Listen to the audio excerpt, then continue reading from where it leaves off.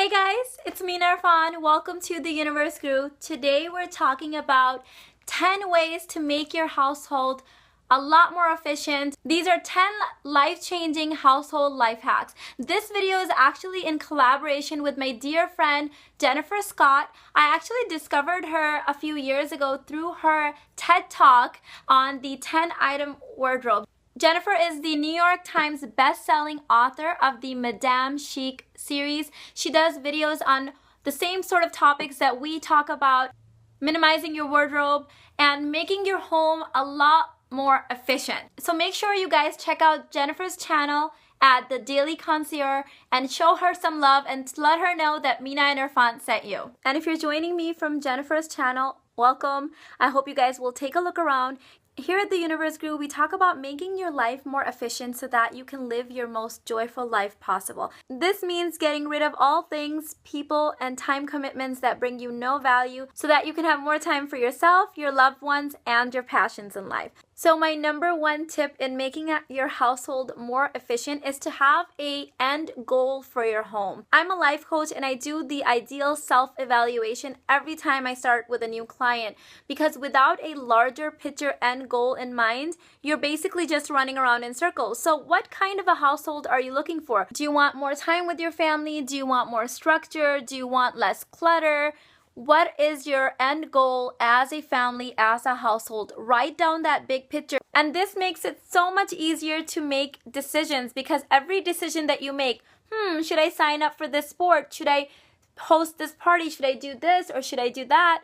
You can go back to that and say, does this line up with my bigger picture goal? Now, I recommend having a vision board, and you can have one for yourself or your family. Here's mine. I do a lot of videos on vision boards and goal setting. But if that's not your thing, no problem. You can write out a single line of what your end goal is. For us personally, this meant having more free time. So we got rid of a lot of those commitments that just weren't bringing us any joy. Life hack number 2 is to reduce. Reduce everything that does not bring you joy, that comes in your way, that clutters your place, that clutters your mind, your commitments, everything. This takes time. I completely understand. Last year, my family went on a 4-month minimalism journey where we decluttered 70% of the items in our home. That's correct. And that led to a huge transformation and clarity of mind. We have more time. Think about all the things that we have in our home that just take up so much time to clean. So get rid of those things.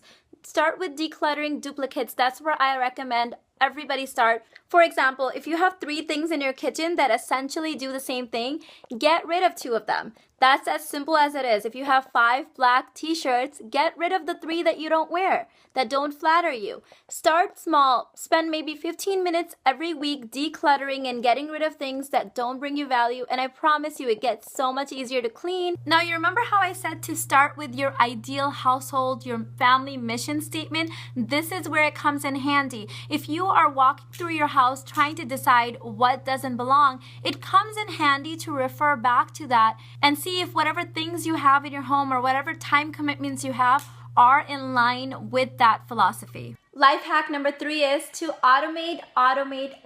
Yes, that's right. Automate everything from your finances, paying bills, saving money, to your daily chores. I have certain days of the week that I do my laundry on, certain days that I do my meal prepping on. And personally, I think that takes away so much of the anxiety of being a work from home mom, because I know that on Tuesdays I'm going to do certain chores.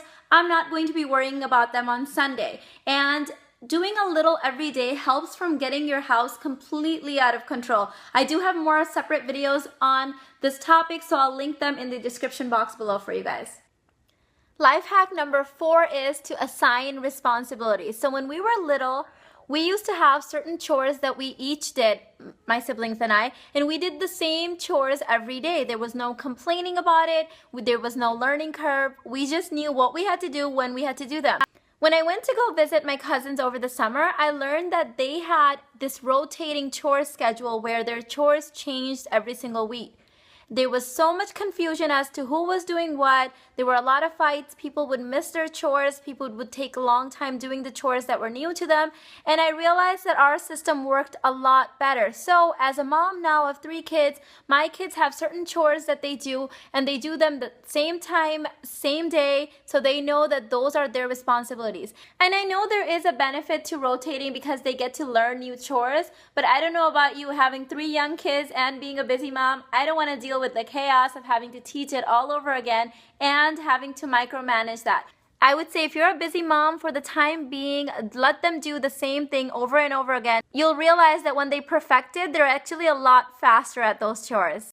Life hack number 5 is to let go and relax. Yes, there's going to be things that will fall out of place. There's going to be life changes. You're going to have babies. They're going to go through different phases.